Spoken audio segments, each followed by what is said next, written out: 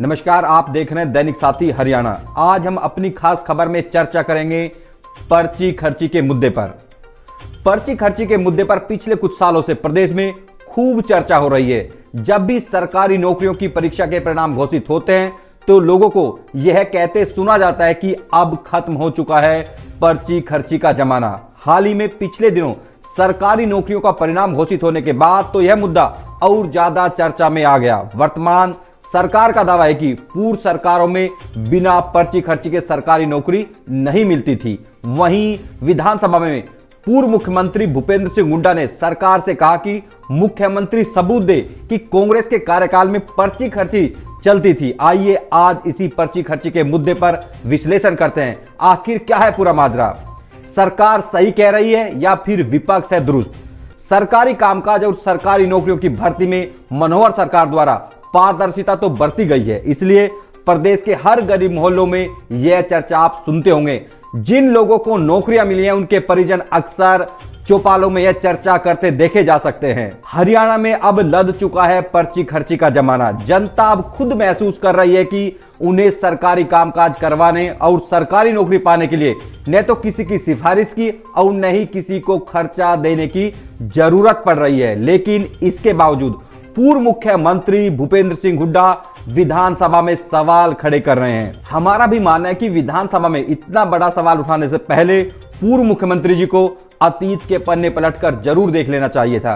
क्या उन्हें नहीं पता कि सरकारी नौकरियों में पर्ची खर्ची की वजह से ही प्रदेश के पूर्व मुख्यमंत्री जेल की हवा तक खा चुके हैं? पूर्व मुख्यमंत्री भूपेंद्र सिंह हुड्डा यह अच्छी तरह से जानते हैं कि धांधली की वजह से ही न्यायालय द्वारा उनके कार्यकाल में कई सरकारी नौकरियों को रद्द कर दिया गया, जिनमें न्यायालय द्वारा की गई टिप्पणी में सब कुछ पूरी तरह से स्पष्ट है। जहां तक बात है युवाओं को सरकारी नौकरी देने की, तो इस मामले में पूर्व मुख्यमंत्री भूपेंद्र सिंह हुड्डा वर्तमान मुख्यमंत्री मनोहर लाल के सामने कहां खड़े होते हैं, इस पर भी नजर डाल लेते हैं। वर्ष 2005 से 2014 के बीच कांग्रेस सरकार अपने 10 वर्षों के शासनकाल में प्रदेश में कुल 86,067 सरकारी नौकरियां देने में ही कामयाब हो पाई थी, जबकि वर्तमान मनोहर लाल सरकार अपने 9.25 साल के कार्यकाल में प्रदेश के करीब 1,20,000 युवाओं को सरकारी नौकरियां दे चुके हैं। ये हम आंकड़ों के बिहाफ पर कह रहे हैं। आंकड़े बोलते हैं कि आखिर कितनी नौकरियां दी गई। हाल ही में पिछले दिनों मनोहर लाल सरकार ने प्रदेश में 13,000 युवाओं को ग्रुप सी और डी में सरकारी नौकरियां दी हैं। पिछले दिनों इन 13,000 पदों के नतीजे घोषित होते ही प्रदेश की जनता खुद समझ गई थी कि अब पर्ची खर्ची की प्रथा समूल नष्ट हो चुकी है, क्योंकि यह सरकारी नौकरियां योग्य और गरीब परिवार के बच्चों ने हासिल की थी।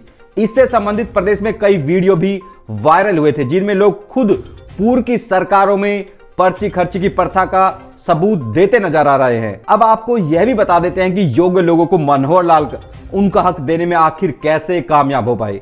पूर्व की सरकारों में व्यवस्था थी कि लिखित परीक्षा के बाद इंटरव्यू क्लियर करने पर ही किसी को सरकारी नौकरी दी जाती थी। देखिए पूर्व की सरकारों में सरकारी नौकरी देने के मामले में कितना बड़ा झोल था। यानी आप कितनी भी मेहनत कीजिए और कितनी भी बेहतर परीक्षा दीजिए, लेकिन आपकी सरकारी नौकरी इंटरव्यू पर निर्भर करती थी। मतलब इंटरव्यू लेने वाला अधिकारी चाहे तो आपकी योग्यता को चंद मिनटों में अयोग्य घोषित कर सकता था।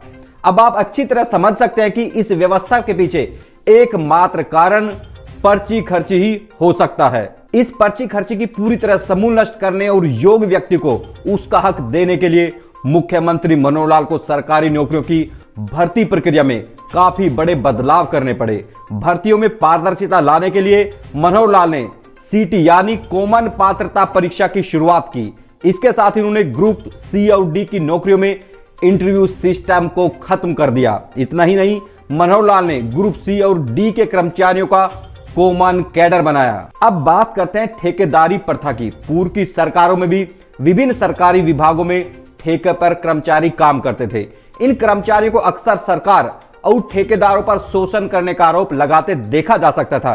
कई प्रदर्शन भी होते थे, क्योंकि ठेकेदार द्वारा न तो उन्हें तय वेतन दिया जाता था और न ही किसी तरह की सुविधा। सरकारी विभागों में ठेके पर सेवाएं दे रहे कर्मचारियों को ठेकेदारों के शोषण से बचाने की पहल सबसे पहले मुख्यमंत्री मनोहर लाल ने की थी। ठेकेदार प्रथा को खत्म करने के लिए मनोहर लाल सरकार ने कौशल रोजगार निगम का गठन किया। विभिन्न विभागों, बोर्ड और निगमों में ठेकेदारों के माध्यम से काम कर रहे 1,08,000 कर्मचारियों को कौशल रोजगार निगम में लगाया गया है। इसके अलावा 18,000 कर्मचारियों की नई भर्तियां सरकार ने निगम के माध्यम से की हैं। निगम में आने के बाद कर्मचारियों को जहां समय पर वेतन मिल रहा है, वहीं ईपीएफ और ईएसआई के लिए श्रम बोर्ड के लाभ भी दिए जा रहे हैं, जो कि एक बेहद जरूरी है किसी भी कर्मचारी के लिए। योग्य व्यक्ति को उसका हक देने के लिए मनोहर लाल सरकार द्वारा किए गए कामों के यह तो चंद ही उदाहरण है, जबकि मनोहर लाल सरकार ने भ्रष्टाचार के खात्मे और सरकारी कामकाज में पारदर्शिता लाने के लिए हजारों लाखों काम किए हैं। आने वाले कुछ महीनों बाद प्रदेश में विधानसभा चुनाव आने वाले हैं। ऐसे में क्या हमें जनता पर नहीं छोड़ देना चाहिए कि वाकई में खर्ची पर्ची जैसी परंपरा पूर्व सरकारों में थी या नहीं? नमस्कार।